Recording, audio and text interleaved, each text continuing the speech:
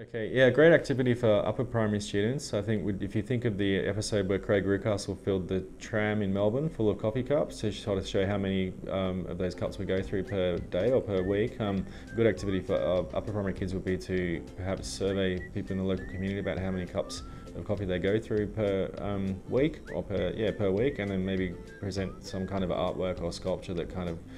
might confront people in the community about their waste behaviour at home. For upper primary you could get students to storyboard a plan for a video in terms of their design for a solution to any of these waste problems that we have, highlighted in more on waste. You could get students to kind of draw on a storyboard what's going to be seen on camera in terms of what the person that's going to be there, and then have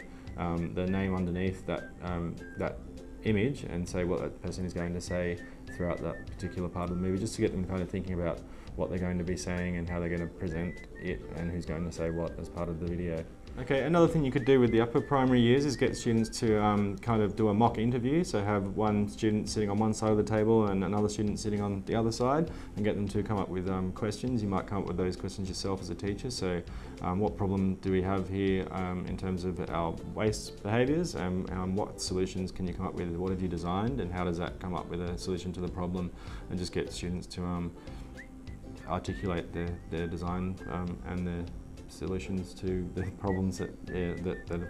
are highlighted in more and waste. Yeah. Okay, and so a third example for upper primary, as the students will be making a video as an end product, you might want to get them to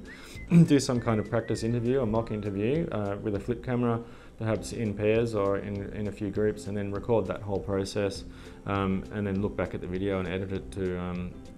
look at things about like camera angle, how they present their work on camera, how well they're articulating their design, articulating themselves and expressing themselves on camera. Getting students to look back at their own